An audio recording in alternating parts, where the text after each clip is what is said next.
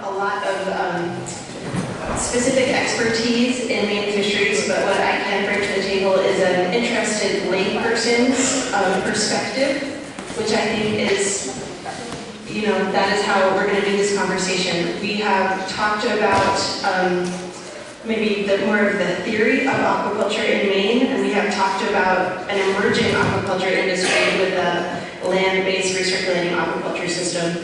And this is the sea-based panel. So this is the panel where we're going to talk about some of the things that are actually happening right now in the waters off the coast of Maine.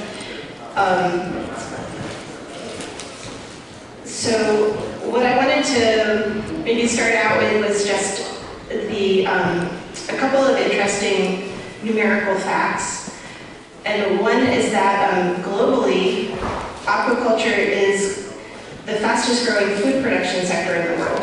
It has been growing 6.2% annually between 2007 and 2017. And in Maine, it has grown from $50 million in 2007 to $137 million in 2017. So that's significant. That's a change, and it's happening right now. And the other thing that I thought was really fascinating is that for as much as aquaculture has headlines across the state and has interested people across the state who are talking about it or thinking about it, in an actual land lease and water lease area that is devoted to aquaculture, it is only the size of the Portland International Jetport. So the entire combined footprint of all the marine aquaculture businesses in Maine is only the size of the jetport.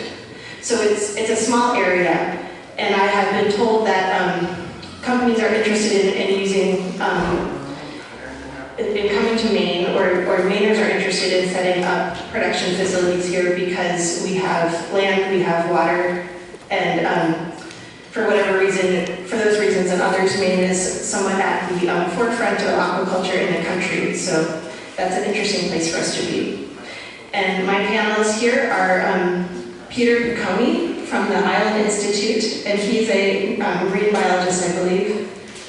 I'm so sorry, wildlife biologist, and he has been assisting island and coastal fishermen through the Island Institute's shellfish and seaweed aquaculture business development program.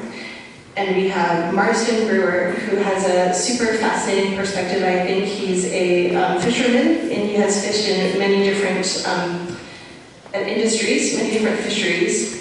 And now he and his family are moving towards scallop farming, and I think it's going to be great to hear from him. And we also have Sarah Redmond from Springtide Seaweed in Goldsboro, and she is here, but she's not at this table yet, but she's on her way. So she has been working with seaweed aquaculture and has extensive expertise in nursery systems and management. And has been a leader in seaweed aquaculture industry in Maine since 2010. So we're going to get started with a couple of the audiovisual presentations. Peter, would you like to start with you? Okay.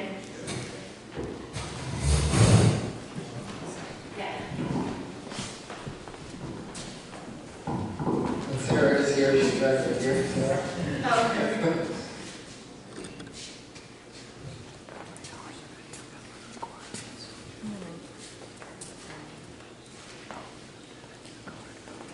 While she keeps that up, I just want to say thank you reciprocally for asking me to come up today. It's neat to be on a panel because I'm from away. I'm from the West Coast, so being part of a panel that has two people like this next to me is a real privilege for me. So thank you for hearing me speak, but also thanks Marsden and Sarah for having me for this a little bit. But my name is Peter Piconi, and I work for the Island Institute. And most of you know the Island Institute. Frank Delorge knows our impact here in Maine. It's a 35-year organization here in Maine. My function primarily is around marine business. I operate the aquaculture business development program. I also work on the aquaculture team. I'm the project lead, the lobster team, and then small business.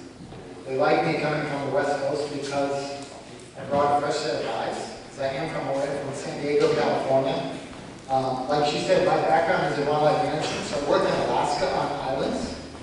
around bears and eagles, and then also moved south on the Catalina Island, and then started my own business in San Diego for 20 years. I worked on a working waterfront. As a captain there, I had 2 boats, worked on that fishery for many years. And since I moved my family back here, I actually transitioned to Iowa for a year on a research and aquaculture project. I was looking to do salmon and steelhead there. And then we saw the opportunity here in Maine. And both my kids and my wife said we'd like to be on the coast again. So that's how I got to Maine. One question that I wanted to answer right away was why aquaculture at all, even though we're talking about like we should be doing it.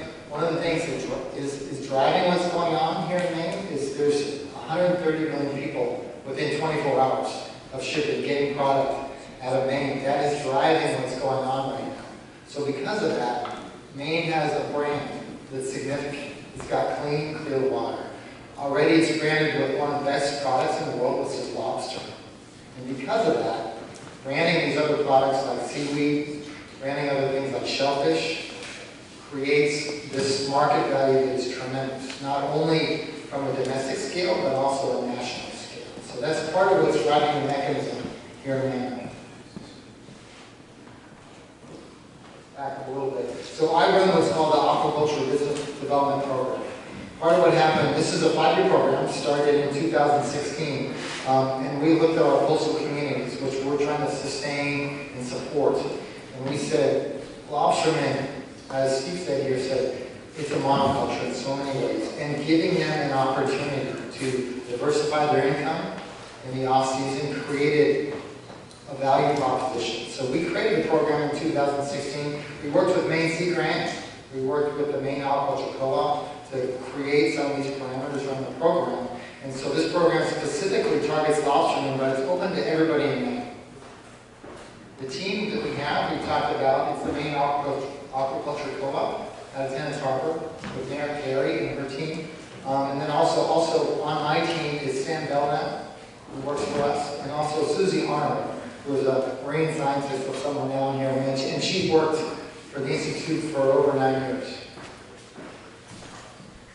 Here's the team at the Maine Aquaculture Co-op. I've been working with Merritt for over a year. It's a pleasure to work with this group, not only because of the expertise that Merritt brings. She's an attorney, she's a sailor, so we have a lot of great stories we can swap about yachting and those things, but also Peter Miller and the people that own that harbor facility down there are all fishermen, and they're giving direct feedback on how the program develops and how best to use it. And we use this facility specifically because we don't have the expertise in scallops. So we needed to bring a partner in that can help us develop that. For the program itself, in the first 3 years, actually it's in its 4th season right now, we've seen over 100 people through the program. We have over 33 businesses that have started as a result of that program. And these businesses have contributed in excess of $3.1 million back to Maine's economy. This is a 5-year program, so our goal was to have 60 businesses in the water by 2020. Obviously, we're not going to get there, but there's still people that are late in the program. Typically, we see 25 to 30 participants every year in the program, so we still have people that are still trying to get in the water. Everyone doesn't get in the first year. But let's talk a little bit so you have some background on the program. So the overview, this is unique in so many ways. This program is a full year. So we take 25 participants in. This year we saw the highest number of applications ever. Most of them from lobstermen, which tells you the state of the fishery. Most years we have 40 or 50 applications. This year I saw in excess of 70 applications for our program. And we have people applying after the deadline. But how it works is in April, we're having one-on-one meetings once we accept people in the program. May, June, we're going to have what's called a boot camp. So we'll actually take all 25 participants down to Bangor and tour them with our partners. And we'll spend 2 or 3 days visiting people like Bill Moog. We're going to visit other oyster farms. We're going to visit kelp farms. We're going to visit mussel farms. And the partners we have there are significant in the industry, and they're giving our participants feedback before they make a choice on what part of the industry they'd like to go in. So before they decide, I'd like to do kelp, they're going to see a kelp farm. Before they look at oysters and look at those financial implications that come with that. They're going to go talk to Bill, Ryan McPherson. They're going to talk to these people that are already doing it, and then they now have access to those people into the industry. Summertime comes, most of the lobstermen are doing what they should be doing, which is fishing, so we'll work on lease sighting with them. We actually have a consultant in Carol White, if you know her, but she helps do sighting, and we go out to every site with every one of our participants and help them look at the parameters for their site, whether or not that's going to work. Ultimately, it's their decision to get in the water and how they work, but we're going to support them through the DMR process, the leasing process, give them feedback. Because one of the main parameters of the program is that we're going to get people in the water. This will have an impact, but also we want to get the best actors in the water for the program. We've all seen what's happening here in Maine. We all understand the social implications, so we're looking to put the best people in the water from a social perspective. So we have a lot of oversight, we give a lot of training around those social graces. So there's a question that was going to come up, so I'm going to jump in a little bit here, because one of the questions that was for the panel was, what does it look like for these people getting in the water? Obviously, our program is targeted, but we accept anyone that lives in the state of Maine. So it could be a businessman, it could be a high school student, it could be someone at the university, it could be somebody washing dishes. Everyone has an application, but right now, the current program has 9 women, 33 men, 17 have their own fishing business, 14 are lobstering, and 7 are sherman. This gives you a sense of that person, so now you can put a face to those people that are getting these LPAs. Peter? Yeah. It says 30 participants and 9 women and 33 men. It doesn't add up. Correct. Good, I'm glad you asked that. Actually, that was my question. Because most of these participants are men, correct, and men have wives. So we include the wives as part of the program participants because whether they know it or not, I send an email to a lobsterman, they don't answer. I get the wife. So because of that, I have a unique relationship. I'm talking to the kid when he answers the phone. He said, they're out working on the lobsters, both mom and dad. And I actually talked to the high school student and I go, can you email me that spreadsheet? So realize that we actually take in families whether I like it or not. So that's why we're doing this. But by region, but thank you for the question. By region, we have 4 from the greater Portland area, 14 from mid-coast, 10 from down east, and 11 on islands. This is a tremendous cross-section of Maine. We live in every community from Cape Elizabeth to Cutler. So in my first year, I've seen most of Maine. It's been awesome. So there's the overview of the program. If you have any questions, I'm going to give it up to Rob.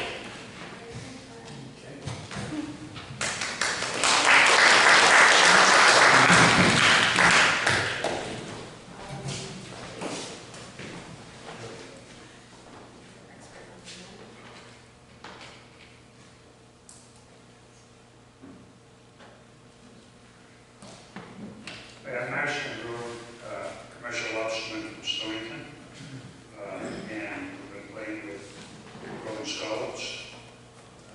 We understand what we're really lucky here on this presentation that there's a 80-year-old lady over in UL really likes the idea of growing scallops, and she realizes that an aquaculturist is probably one of you guys stewards of your ecosystem because we rely on it. So anyway, she's been real helpful with the website, and she put this together today. So I just got to skip down through it, assuming everyone can read. So this will be on the website later this winter. But that's me and my son on the boat. We went to Japan to figure it out. I used to go with it successful. That's the different types of gear used in underwater wetlands for scallops. The first ones are the land nets. That's what we use it mostly. The next row, little triangle things are pearl nets. They used for intermediate culture. The stuff hanging on the lines is called gear hunt. It's real popular, but it's not working out real great. The furthest one over is fat beds. And those are what we use to catch the larvae when it's settling in the water column. It's that eggs for this year are setting. That's the visual impact. That's the visual impact from one of the property owner's window. Okay. We do our work underwater. Schooners can sail right over it. We hold that product down to 20 feet, and that's to minimize, the interactions. We can grow them faster up at 12 feet, but the bottom of the keels on those sailboats, they've struck out every rock in Penobscot Bay. They're real catchy, so we drop them down to people. That's a picture of the nets that we're using, and that's the line. As you can see, scallops are grown in the water column. What preys on scallop? Well, even in the larval state, starfish love it. You put a starfish in when you're a scallop, it'll take right out. When it's small, they breed even for everything. The scallops, the bulk of the settlement it falls on the edge of the eastern Maine coastal current, and the stuff that falls in the mud, it's just sort of other animals down there. Brittle stars is what I use, to figure out where I'm going to catch the rest of those. Places we've got the most brittle stars and there's no shrimp in. So once they get about 3.5, 4 inches of shells stiffen out, they're pretty safe, but in the youngers, they're great for everything. Materials, Netrons. The greatest competition in life is for a piece of earth to hold on to a collie room. And what we do is we put the Netron over when they get ready to settle, so that the scallops, the larvae swim through the bags, attached to the Netron on the inside, and we put the Netron out just before they settle, so it's free from predation, so that the dominant species. So it's a habitat trap, so we use. Scallops really pickle on stocking density. So we'll start out, we might have 300 to a layer in the bag, small ones. But by the time they get to 4 inch, there's only 6 to a layer. So as the bags get dirty, we're always reducing the stocking density, and we start selling scallops 3 inch, 3/4, 2 inch. And then we'll continuously sell them for the next couple of years as they grow. Scallops that the bags we set last week, those scallops went into the market as petites till 2021, and we'll sell them right up till 2023 as they grow to different sizes for different markets.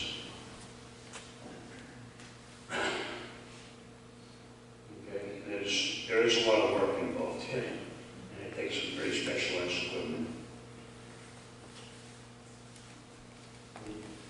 With a wild fish rate, it's 4 inch, we can sell at any size.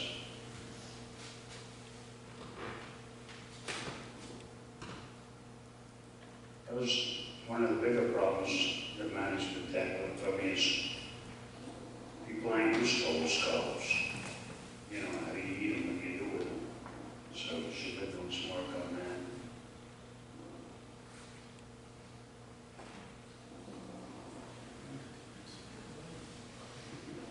Okay, but, we're kind of taking the lid off of Pandora's box here with the scallop aquaculture, in that it's opportunity, but with like a 1,000-acre cap on lease size, what we're doing is we're doing it hopefully for a future for a fishing community, and there's no one in our fishing community that needs 1,000 acres to make a living. And, we're also working with a scallop thing and putting together a business plan. Something that makes sense so it can be adapted you know, for the lobstermen, for the fishing industry, pretty much. Because you really need to be a fisherman for your sea. Okay, and this, you know, what way are we going to go here? Are we going to turn it into a wasteland, a desert? Are we going to fill it up with nitrates? You know, are we going to create something that is good and productive? And that scale, we need to, you know, we're talking about a strip of water that's 3 miles wide in the Atlantic Ocean, just the edge of it. It's a sliver. You know, once again, we don't need the big scale. Not if we're going to work for the people of the state of Maine. The state of Marsden has been working with me in this project, constantly doing science on it. Okay, that's the reason we do it. You know, is to find something sustainable. I've been involved with a lot of fisheries, and I've lived through almost Bob's drought, so.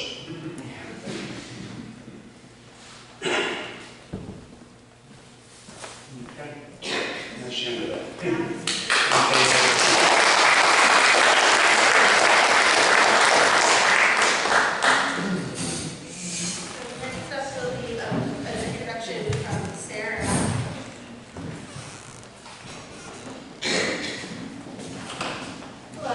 Redmond. I have a company called Springtide, Seaweed, and we just moved into an old cannery on the water in Bowlesboro, which is on the edge of Frenchman's Bay. So if you go up to Bar Harbor, you look across the bay towards the mainland, that's all Frenchman's Bay. I've been growing seaweed now for almost 10 years, which is really hard to believe because time has just been passing so quickly. Just to give you an idea, I have this video to show you how it works and how we actually grow seaweed, which is sort of a visual.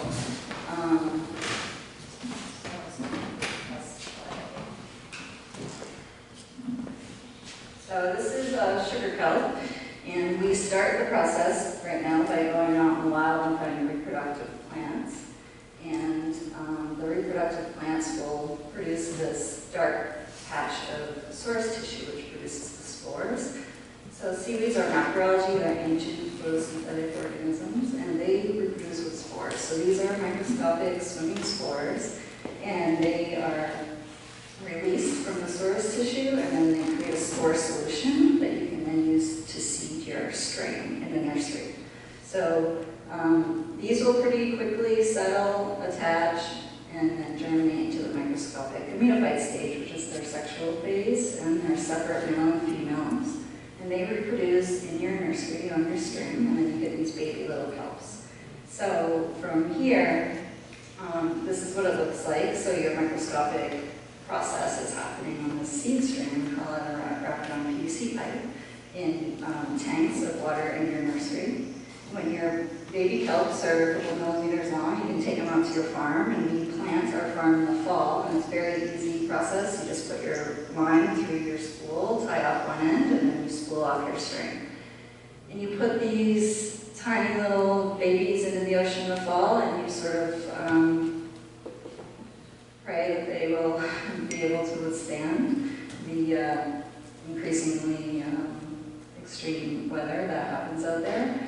But this is how they work. They are adapted to grow during the winter months in Maine, which is really makes it an interesting crop for the state of Maine. And the plants naturally take up everything they need, sunlight and seawater, and you're just providing them a place to grow on those ropes. And so the ropes are horizontal long lines that are submerged and held up by buoys and moorings. And by the spring, you have this incredible harvest. So you have this one season growing time out there, and then you pull everything out of the water in the spring. So tremendous amounts of biomass that you're taking out of the water. So that was sugar kelp that you saw, and then there's a couple of different types of kelp that we're growing. This is called Olaria, has a midrib, very healthy vegetable, and one that we're really focused on Springtide seaweed. This is a really unique type of kelp called skinny kelp. It only grows on one ledge in Harpswell, and we've been able to cultivate it. And this is actually one of the bigger crops in Maine at the moment. It grows very, very heavy and dense. a kelp called horsetail kelp, and produces a tremendous amount of alginate, which is a useful colloid. This one is really sort of still experimental. Some more crops that we're developing are the more valuable red seaweed, so this is dulse. A lot of people might be familiar with dulse if you're from down east Canadian tradition. And then this is a local species of nori, so the most valuable seaweed in the world, cultivated at a massive scale in Asia. We have several varieties here in Maine that we can cultivate, and those are under process. So we developed organic certification for the nursery farming processing aspects of seaweed, and so now we're unique in Maine where we can grow an organically certified seaweed crop, which is really exciting. So sort of a short, quick trip through seaweed farming.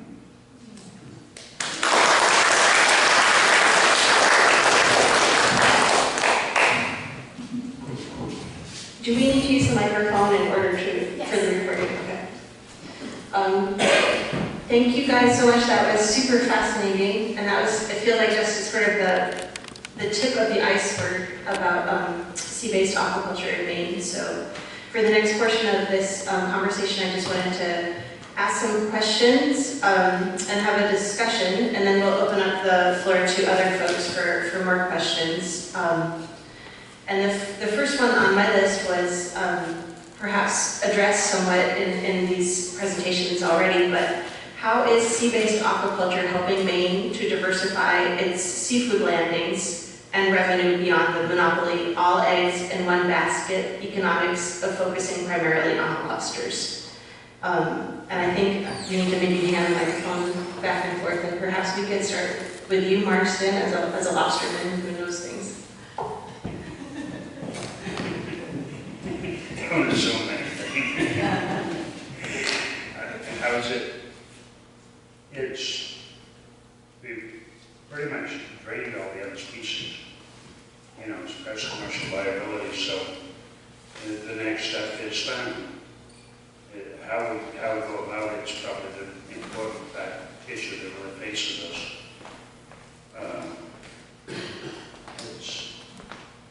It's coming. I don't know.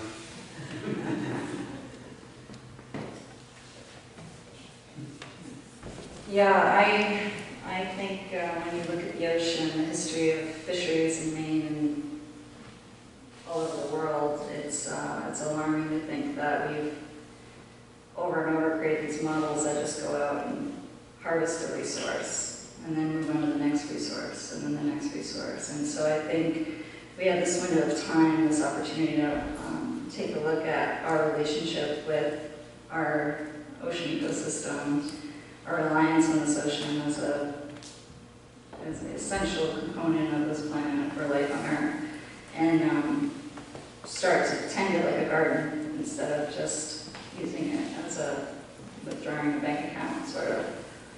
So I think there's a lot of we could do with ecosystem restoration, with changing the way that we work with the natural resources, enhancing natural resources, but also looking at how we can utilize culture and culture techniques for growing, diversifying, and creating out of abundance that the ocean can provide.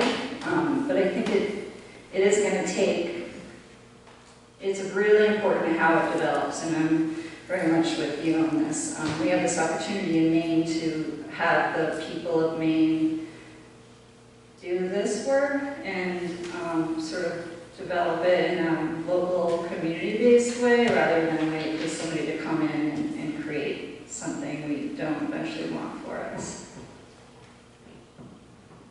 So you heard about our program, so you realize where I live, we squarely want to get lobstermen and people that are in the local communities into aquaculture, especially around shellfish and seaweed aquaculture.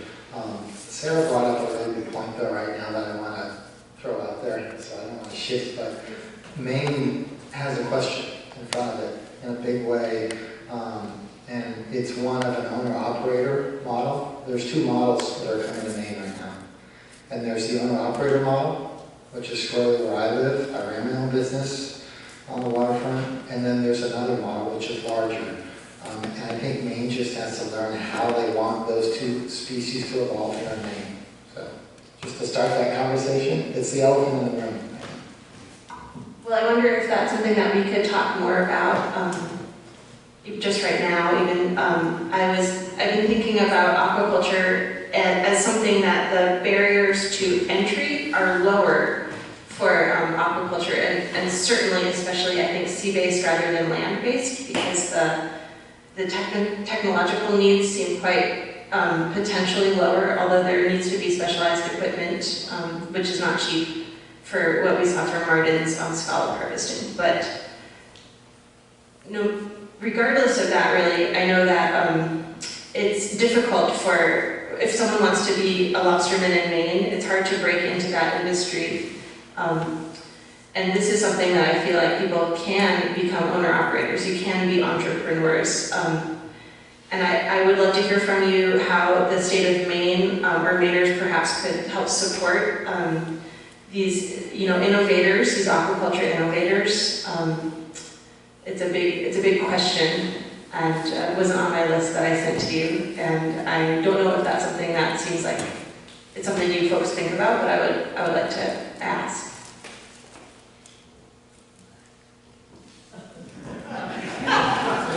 You start by keeping our waters clean. Okay, that's probably the most important thing to growing food, is having a good environment to grow them in.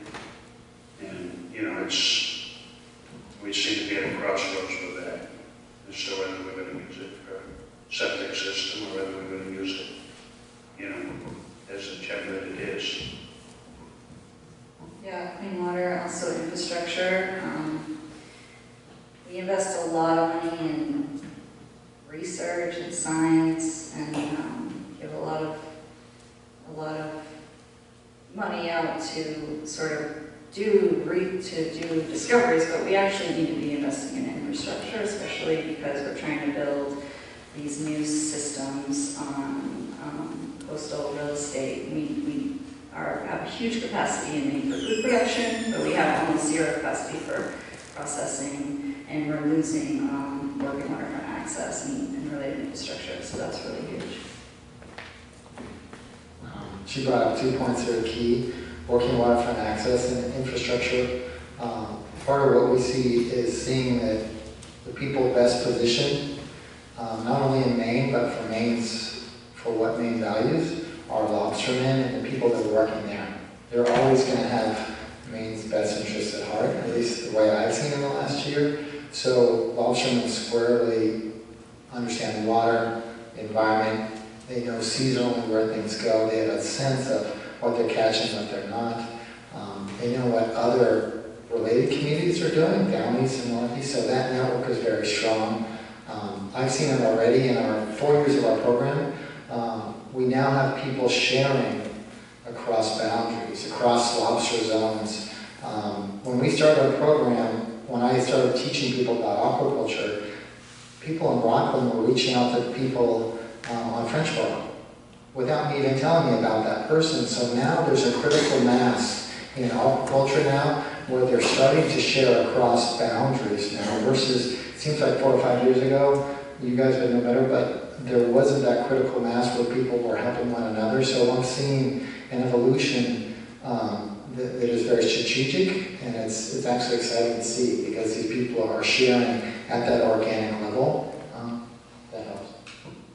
Yeah, it's super interesting. And on that note, what are some of, we've just heard a little bit about seaweed farming and scallop farming, and I think that it's just a starting off point for all of the different types of aquaculture possibilities that we have right here.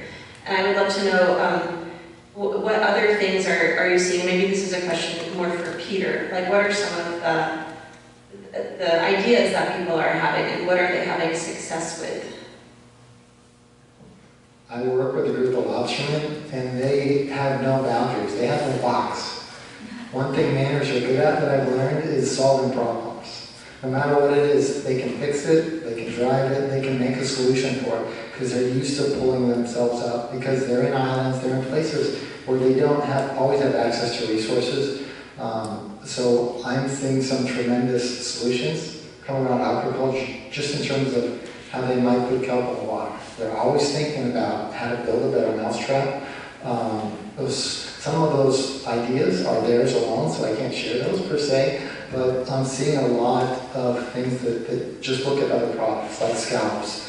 All the people that get in our program like the idea of scallops. That technology seems to be evolving, still nascent, and we're sharing around that, but a lot of the participants look at scallop aquaculture as something that they see as a value add once it gets further down the line. Just the fact that we have recirculating eel facility here in Maine is pretty amazing to me, because that's just groundbreaking for what we do. I'm seeing some technology. There's now applications you can get on your iPhone to manage your lobster farm. There's an engineer that's based here in Maine that has an app you can get on your phone to help manage your aqua farm. So we're putting that in place for our program from a technology point of view that we're going to test out. They have it in, I think, 40 locations already, and we're helping them test their program through ours. Well, mostly in Maine, the big player is salmon aquaculture, but now that that's just one company, it's actually kind of interesting because they don't have to report their earnings because of privacy concerns with the DMR. And that's marine harvest, is that Cook. It's Cook Aquaculture, they're Canadian-based, but global company. So that is by far the big player. That's the large-scale aquaculture, and then the sort of interesting thing that's happening right now is this increased interest by people to look at getting into aquaculture. So the oyster farming industry is really taking off, and then there's mussel farming, but mussel farming requires a little bit more gear. And then seaweed farming is pretty new and evolving and developing, and there's the work with the scallops.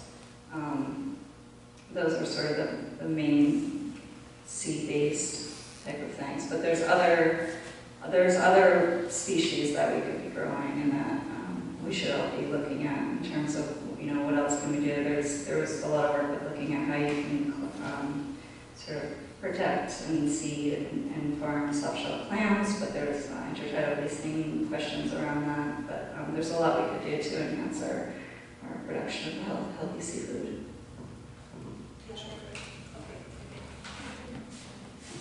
One thing that I'm seeing that I just was aware of is as water's warm here in Maine, I'm finding people are looking at species that do better in warm water.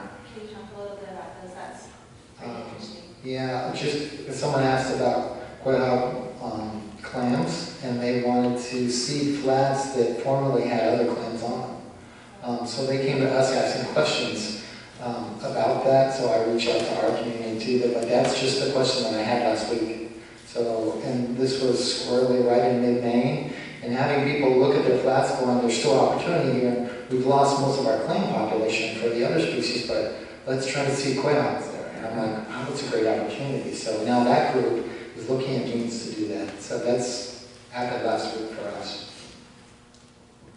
Thank you, that is super interesting.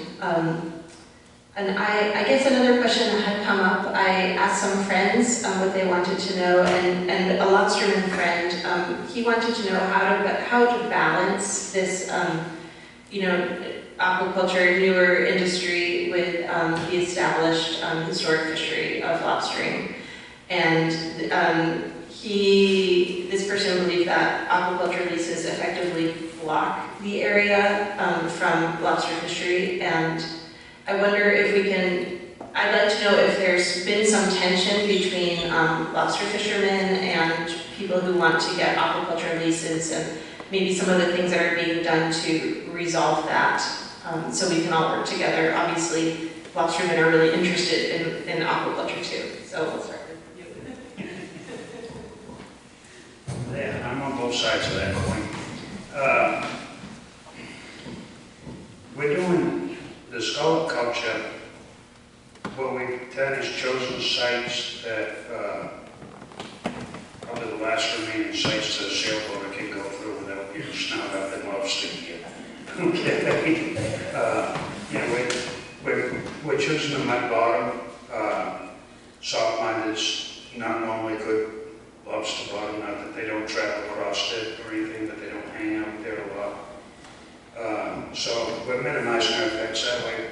Plus, when we put structure in the water, this structure's out part of it, it's also shade. It creates habitat. Okay, so rather than a net loss, you get a net gain in habitat. We're citing with our scallop aquaculture, we're studying stuff so that guys can actually lobster fish between the lines, so to speak. You know, it's underwater long lines are 600 feet long. And what we'll be doing is connecting 3 or 4 of them in a strip, and then moving over 300 feet, connecting 3 or 4 more. So you'll have space in between where you'll be creating habitat where the fishermen can actually fish. So it's worked out great. I haven't had any problems with the fishermen. None of us what they've been watching me. So it can work if it's done safely coexist. Yeah, I used to work at Maine and started the Aquaculture and Shared Waters program, which was the original training of fishermen for shellfish and seaweed aquaculture.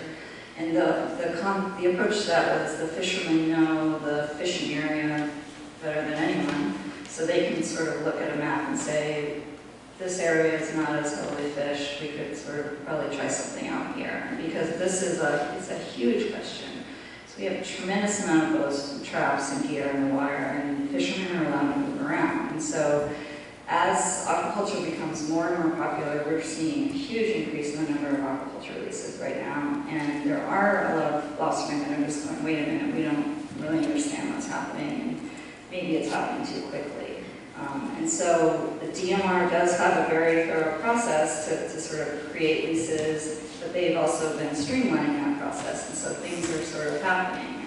But this is a huge question that it would be better for us to figure out sooner than later, because I think it's definitely a shift to say, you know, somebody's going to be leasing this area of the ocean when there's already people that feel like they have the right to use that area. I know that in seaweed aquaculture, because it's a winter crop, we're able to work in the off season. And some of the leases now, you're seeing conditions being put on, so you can put your moorings out, and you can leave your moorings out, but you have to take all your lines in before the beginning of the lobster season. So there are ways, depending on what you're doing, to be able to design your gear or the process in a way that is sharing that space with other people. But there's only so much ocean, so we really have to look at how that's going to play out in the next few years. This is the best question today. And squarely, because we work in those communities around lobstermen, we get their feedback every day. I get calls from them from all sorts of communities. And one thing that I've noticed, I had a conversation with Bill Moog almost weekly about social license and what's happening in the industry. And he had a great quote. He said, what we have here is the opportunity to create solutions, not look at problems. He said, there are problems out there, but this is the opportunity to create solutions around this. And this conversation is evolving. It's evolving rapidly. People are weighing in. So what I'm seeing is a great sense of dialogue here in Maine, and how people are weighing in from the smallest lobstermen to the larger commercial people. And they're all saying, how do we work this out? And there is a process. DMR is there. They're streamlining that. They're evolving also. So what I'm seeing is what should happen for a state like Maine. It's a thoughtful, very transparent process to this point. But one thing you want to be aware of is we're not the first state to go through this. And I say we because there's other communities that have done this before, all over the world. So I think Maine needs to look and say, what have other people done? How they put in governance? How they worked with smaller communities to make it work for both sides of the spectrum. I think we need to look outward and also inward at the same time, if that helps. Feels really interesting to be at the kind of beginning of finding the solution. We're not talking about a historic problem, we're talking about something that is just sort of recent, and I think but I mean, there's so many stakeholders that probably need to have a voice in this solution. So I feel like it can't be something that's just left to the DMR or, you know, political representatives, or I feel like it's such a conversation that needs to be held among many. And let's see, question-wise, I feel like we might be getting close to the end of our, soon to the time of asking others for questions, but before we do that, another person I had asked, what would you be interested in knowing about aquaculture in Maine? And there were two questions, and one was quite basic, and maybe we should have addressed this first, but I think a lot of people don't know. Is there a difference between product that is farmed by aquaculture farmers and product that is you know, wild, naturally harvested? I think of, you know, salmon. I think there's a lot of, salmon is a hot topic. There's many people who say, oh, I never would eat farmed salmon as opposed to the wild caught because it's a different product. And none of you are involved, well, you might be involved in salmon, but how do the two things compare? Is it pretty much the same entity, you know? Scallops maybe a little smaller, but probably just as delicious. Anyway, that's not a great question, but here you go. Yeah, there's no difference in the taste of the scallops, for sure. We are able to sell at all different sizes, so we create different maggots. The princess scallop is good, but there's definitely no difference in the taste. With seaweed, we're growing over one season, so the plants tend to be younger and thinner than what people are used to. Wild harvesters usually take larger, older plants, but I found that it's actually easier to use in cooking, and we want to encourage people to eat seaweed every day, so it's actually, I think, better. And we're also growing our own, so it's 100% sustainable, and we're not relying on the wild habitat or wild seaweeds for our product. I know with the shellfish, there's a big difference between rope-grown mussels and wild mussels because the animals are able to put more energy and have thinner shells and plumper meats and less sort of brick. And then with the oysters, obviously, you can choose where your site is, and then oysters are sold based mainly on their different flavor properties that comes from where they come from. So those are very, those qualities are very farm-based.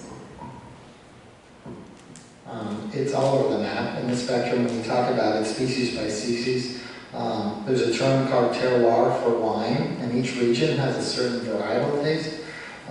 So for oysters, it's terroir, and so which is, I love to throw that word around. It's crazy. It's actually funny to me, but the terroir for oysters. In the last year, I've had a chance to try more oysters all throughout Maine, and it's amazing to me. I come from the wine industry. I have a very small family-owned winery in California, and so for me, the palate that you got around oysters was significant. There's wild oysters and there's farm-raised oysters, and I thought it was very balanced on that product line. I've eaten a little less kelp, so that all tasted great to me in terms of both wild and farmed harvest there. And then scallops, I haven't had as much time to taste. And maybe finally, I feel like the aquaculture in Maine, the sea-based aquaculture in Maine that had perhaps more people knew about previously was the sea pen salmon farming. And there was, of course, we have had over the last decade that has been in play. There have been some environmental effects. There have been some, over the years, a long time ago, maybe more now, there were fish escapes from the sea pen salmon and some other issues. And what do you say if people ask you, like, well, what is the environmental effect? What will the environmental effect be on Maine of, a lot more aquaculture? I don't know how you would answer. Maybe it's too broad of a question. there's so many different types of aquaculture fisheries. Some seem more higher impact than others, but in general, if people are concerned about if this is going to be sustainable over the long haul, what do you tell them?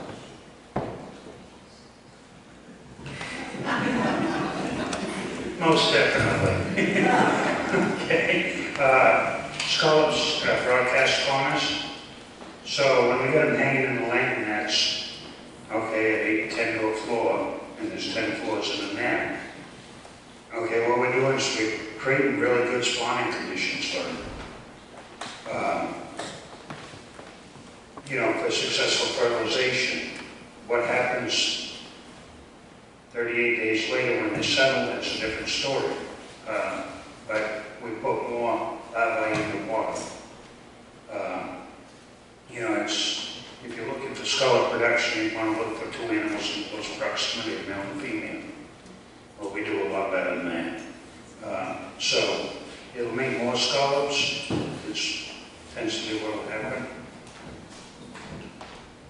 Well, there's two groups of aquaculture, salmon fish farming. There's the fed aquaculture, so you're actually adding a lot into that process. And Maine, we're all talking about up here is seaweed and shellfish aquaculture, which is considered an extractive process. And so no food, no additives are added to this process. It's all naturally taking that food from the water. And so that helps improve water quality and clarity and provides a tremendous amount of food and habitat and cycling for the natural environment.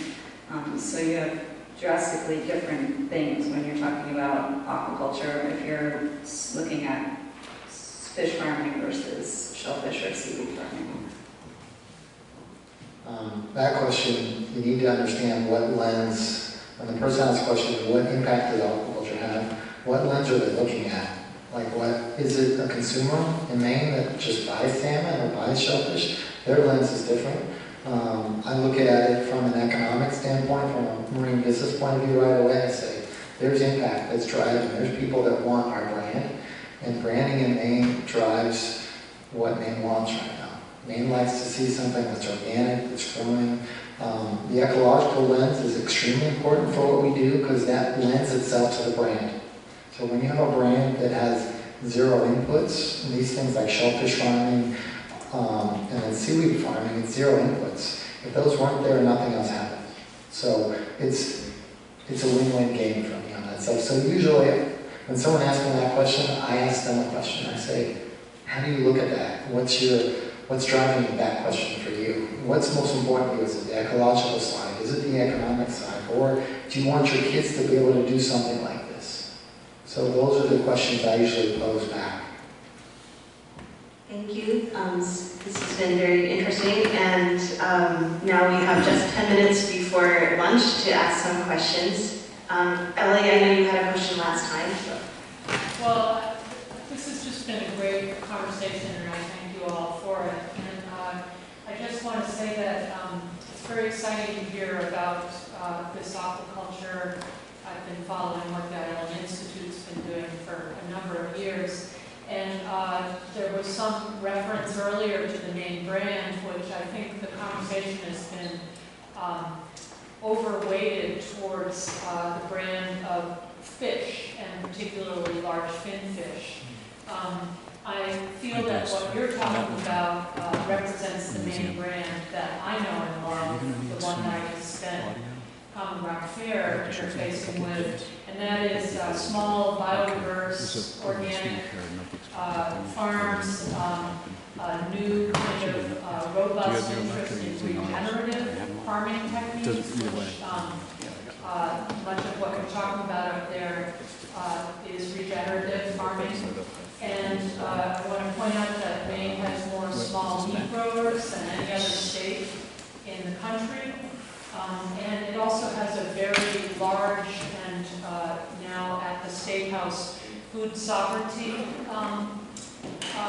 movement, and so I applaud what you're doing. Thank you. Great. I'm not sure if that was an awesome comment, maybe not a question, so we'll just go on to another. Yes, ma'am?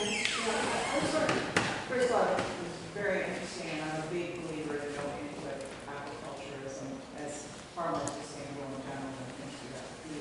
I was wondering about just the volume of gear. Of course, it's been a huge issue with lobsters this summer, and actually lobster in a way is kind of loosely defined aquaculture due to the way we get them into the trap. So I'm just wondering about how you see those, which you didn't address in the question about ecological impact, just the volume of, and I know it's 20, for the scallops it's 20 feet down, but the volume of nets and gear in the water as it goes forward, what is that likely to do to the coastal environment?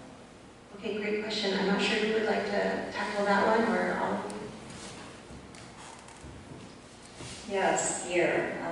If you look at the lobster fishery, tremendous amounts of gear in the water. So that's a huge question, and each type of aquaculture is very different. Right now, the type of oyster aquaculture that's popular has a lot of floating gear, the sort of these plastic bag things that get flipped over, and so that's a certain type of gear. The seaweed farming, we use the same kind of rope that they use in the fishing industry and grow our seaweed on that and remove all that in the summer months. And so each one is different, but I think we're just at the beginning of looking at different ways to grow things, and I would love to see us not just get stuck in whatever people are using right now, but to try to evolve to think about the gear impact and to make sure that the stuff we have in the water isn't going to be negatively impacting or getting away from us or harboring, unwanted organisms or something like that. But right now, the gear primarily consists of sort of anchoring buoys, sort of net bags, and ropes. So pretty much your traditional sort of fishing type of gear.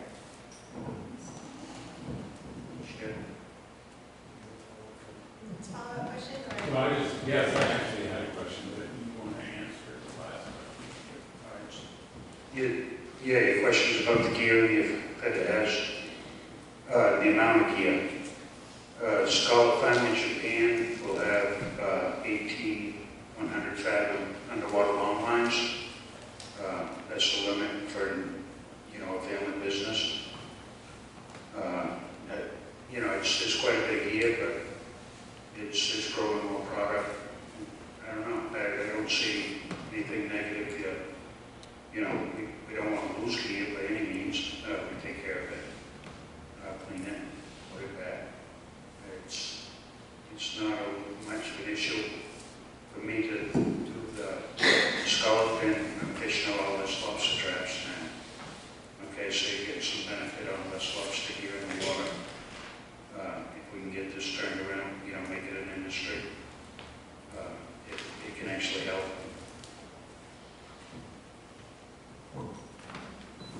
I just want to say something about gear. One thing people don't realize, especially on seaweed aquaculture, is some of these seaweed systems come out of water. So they get in October, they harvest April, May, maybe into June, and they pull their whole system out of the water. Olaf Olson has a system where he just has a series of anchors that are very lightweight, so you have to be careful where you put it, but he actually likes the fact that he can just yank all his gear out, so you won't see it during the summer. Oysters, for example, are there all summer, but all winter they're on the bottom, or they're in dry storage. So from a volume point of view, certain times you're going to see them, certain times you won't. Thank you. Yes, yes? So I'm interested, sort of follow up to what Nancy asked, is what your vision of success is. Because I can think of two examples of places I've been where what you're talking about is major. And one is Redmond and the oyster farming, which has been going on for 1,000 years, and which is a vast enterprise. I mean, on a scale like the other example I'll give, which is seaweed farming. When you land at Narita Airport in Japan and you see all along the coast, you see this extraordinarily successful enterprise. Two things related to that.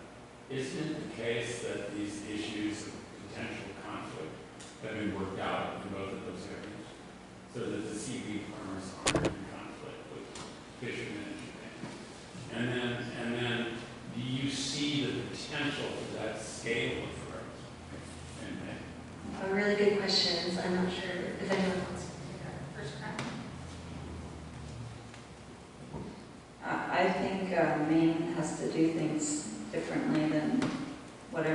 else has done. I don't create the future, but I don't want to work my whole life to see sort of an industrialized coastal aquaculture industry. I would like to see sort of this smaller owner-operator, small farmer, diversified type of operation. I think, like someone said earlier, it's like if the local people have access and a say and a part to play in that, then the benefits are more widespread and the ecology of the area are more protected. So the fuel that runs the engine of the world is money. So that's sort of the question. It's like, why do we have a massive lobster industry right now? It's because that's where people make money. If that changes and all of a sudden it's something else, I feel like we have this window of opportunity right now to think about where do we want to be in the next 10 or so years and build that into our blueprint for going forward. Because if we don't, then anything could happen. And you just look at what we're talking about here is small potatoes compared to what aquaculture actually is in other parts of the world. And so we just have to figure out what is our skill, what is our approach to that.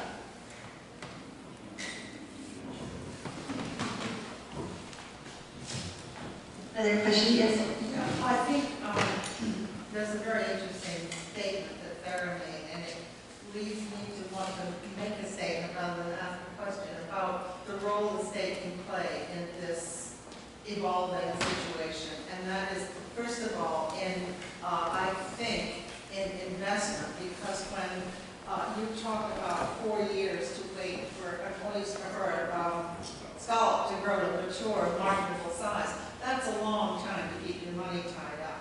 So that's one area that the state can help in. But the other piece of this is that what we're all talking about here is food. And when I go to the Fancy Food Show, which is the major, huge show in New York and San Francisco every year, where people from all over the country come to find out what food products are available, I see the state of Vermont with its own pavilion, promoting Vermont-made food, Vermont cheeses, Vermont butcher stuff. They don't have any Vermont scallops or oysters or seaweed, but it always strikes me that why is the state of Maine not doing that sort of thing to promote all of the Maine products, but particularly the seafood products? It's the Maine brand, and we keep saying that, but unless the Maine brand is promoted, people in the rest of the country won't find out about it. That was a great comment, Nancy. Thank you.